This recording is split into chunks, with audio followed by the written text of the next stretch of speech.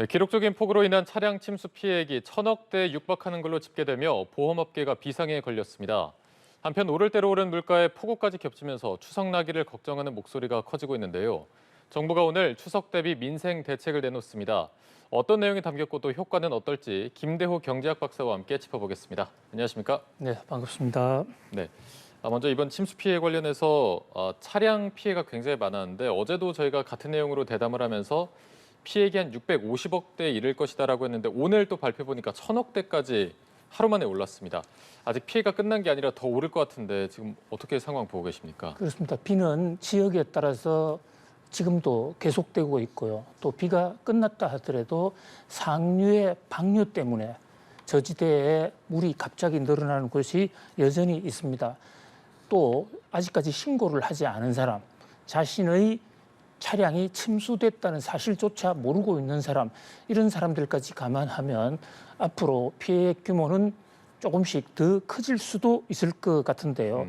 현재 약 8,000대 정도가 보험사에 신고가 들어왔습니다. 내 차가 침수됐다. 그런데 이 다른 물건에 비해서 차는 침수, 물이 들어가면 아주 취약합니다. 특히 엔진 부분을 물이 접하게 되면요, 그 엔진에는 원래 공기가 들어가서 그 가솔린을 산화시켜야 되는데 공기 대신 물이 들어가면 엔진이 스톱하거나 이상 작동을 일으킬 수 있습니다. 그뿐만이 아니고 클러치, 그러니까 속도를 변속하는 고속에서 저속으로 또는 뒤로 가는 이런 변속기도 이상 장치가 생길 수가 있고, 안전장치 이런 등등의 인명과 직접 관계되는 경우가 많은데요. 현재 우리나라는 원래 천연재해에 관한 보험을 일체 허용하지 않다가 1999년부터 이런 태풍 속에서도 자차 보험을 들면 보험금을 주는 그런 제도를 마련했습니다. 이게 20년 됐는데요. 20년 동안 이렇게 한꺼번에 많은 자동차가 침수 피해를 당해서 차를 보험금을 타내는 이런 게 가장 큰 규모거든요. 그냥 이 침수 피해는 차를 조금 고치는 정도가 아니고 차량 전량을 대부분 폐차해야 됩니다. 그러므로 인해서 현재 약 피해액 추산액이 1,000억, 이것도 좀 더 넘어갈 수 있습니다만은, 근데 이 자차 보험에 그 수해 피해, 차량 침수 피해는 사실상 그동안에 별로 없었기 때문에 자동차 보험회사들이 보험사 요율은 조금 상대적으로 낮게 적용을 해놨어요. 그래서 들어온 수입보다는 지출해야 될 보험금이 훨씬 큰, 특히 최근에는 수입차들이 많아지면서 수입차 단가가 상당히 세지 않습니까? 그래서 차 한 대당 뭐 1억 원 이상, 어떤 차는 수억 원을 지금 보상을 해줘야 되다 보니까 이 폭우에 불똥이 엉뚱하게 금융산업, 보험계, 구체적으로는 손해보험계로 뛰었거든요. 삼성화재, DB손보 이런 어떤 보험회사들이 지금 상당히 비상입니다. 그리고 이것은 그냥 보험사들의 손해로만 끝나는 것이 아니라 자동차 보험료가 인상될 수 있기 때문에 전 국민의 피해로도 확산될 수 있다.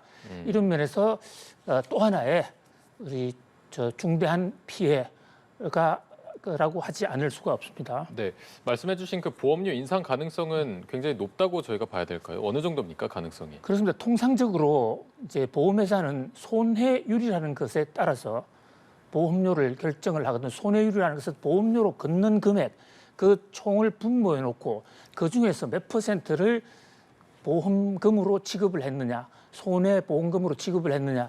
근데 이게 최근에는 70% 중후반까지 떨어졌습니다. 그래서 삼성화재 같은 데서 일부에서는 자동차 보험료를 깎아주려고 했었어요. 근데 적어도 이번 이 수재 때문에, 침수 차량 때문에 보험료 깎아주는 정책은 도중에 다 철회가 될 가능성이 상당히 높아 보이고요. 깎아주는 것뿐만 아니라 일부에서는 보험료를 더 올려야만 수지를 맞출 수가 있는 이런 상황이 됐거든요. 가뜩이나 지금 물가가 오르는 마당에 자동차 보험료까지 인하 요인은 없어지고 또 상승 요인이 발생했다는 점에서 우려가 되고요. 그뿐만 아니라 이거 지금 침수 차량이 중고 시장에 나오게 되면 침수 사실을 모르고 사게 되면 큰 재앙의 폭탄을 사게 되는 것이거든요.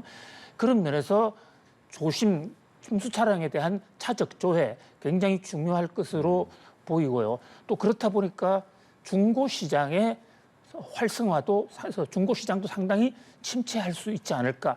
여러 가지로 이번 물폭탄의 경제적 쇼크도 일파만파로 확대되고 있는 그런 모습입니다. 네. 안 그래도 물가가 올랐던 상황에서 이번 폭우로 인해서 농축수산물 가격이 더 오르면서 추석 대비를 좀 어떻게 해야 되나 걱정하는 분들이 많습니다. 지난해 대비 지금 주요 성수품 가격 얼마나 올랐습니까? 그렇습니다. 공교롭게도 지금 바로 추석을 눈앞에 두고 이런 지금 대재난이 터지면서 특히 추석 성수품 가격 대란이 우려되는 상황인데요. 이 추석에 우리가 차례를 지내는 그런 과정에서 농산물이라든지 임산물, 밤, 대추 뭐 이런 여러 가지 제품들을 차례상에 올리는데 현재 조사에 의하면 이 비용이 평균 한 가구당 30만 원 정도로 올랐다.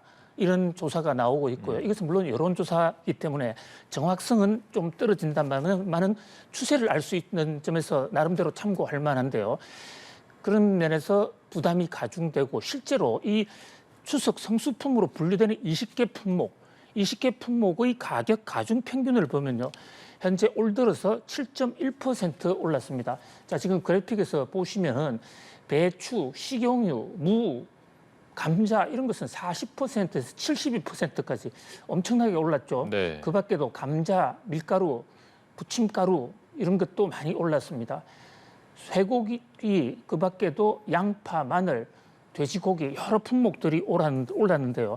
물론 다행히 안정을 보이고 있는 상품이 없는 것은 아닙니다. 이 사과하고 배가 최근에 품질도 좋고 가격이 좀 안정화되고 있기는 한데 전반적으로 많이 올랐어요. 그래서 20개 성수품, 추석 성수품 가격 평균이 7.1% 올랐는데 이것은 전체 물가 평균치의 6.3%보다도 0.8%포인트가 좀 더 높은 것이거든요. 네. 더더군다나 이것은 지금 수재, 폭우로 인한 피해, 폭우에 제대로 생산이 되지 않거나 또는 유통이 되지 않은 농산물을 뺀 것입니다. 그러니까 이것을 감안하면 뭐 그보다 훨씬 더 올랐을 수가 있다. 그런 면에서 추석을 앞두고 서민들의 시름이 좀 더 깊어지지 않나 이런 우려가 제기되고 있습니다. 네. 그래서 이런 시름을 조금이라도 덜기 위해서 정부가 민생대책 발표 빠르게 나섰습니다. 공급을 조금 더 늘리고 뭐 할인 쿠폰 같은 걸 풀기로 했는데 실제 체감 효과, 실효성 어떻게 보십니까? 그렇습니다. 지금 아직 일부 지역에서는 비가 계속 내리고 있습니다만은 이런 비 내리는 일정에 관계없이 정부는 오늘 서울 서초구 양재동 농협 하나로마트에서 제5차 비상경제 대책회의를 열고 추석 물가 안정화 방안을 공식 발표했습니다. 이 회의는 윤석열 대통령이 직접 주재를 했는데요. 자, 추석 물가를 안정시키기 위한 방안 크게 골자는 두 가지입니다. 지금 네. 앵커님 잘 지적해 주신 대로 성수품을 위주로 가격이 올라갈 것으로 예상되는 부분에 대해서는 공급량을 대폭 늘린다. 이를테면 정부가 보유하고 있는 비축 물량을 대폭 풀고 쇠고기와 돼지고기 같은 경우에는 비축량은 물론이고 이 정육점이나 도축업자들이 소나 돼지 도축을 했을 경우에 추석을 앞두고요. 일단 한 마리당 10만 원의 정부가 보조금을 줘서 소를 더 많이 도축을 함으로써 공급량을 늘린다. 이런 현재 지금 여기에 성수품에 들어가 있는 품목이 농산물이 7가지고요. 배추, 무, 사과, 배, 양파, 마늘, 감자 등입니다. 뭐 시청자 여러분께서도 이 품목은 좀 알아놓으시면 나중에 쇼핑할 때 좀 도움이 되실 것 같아요. 축산물로서는 한우, 돼지고기, 닭고기, 계란. 그다음에 임산물에서는 밤, 대추, 잣.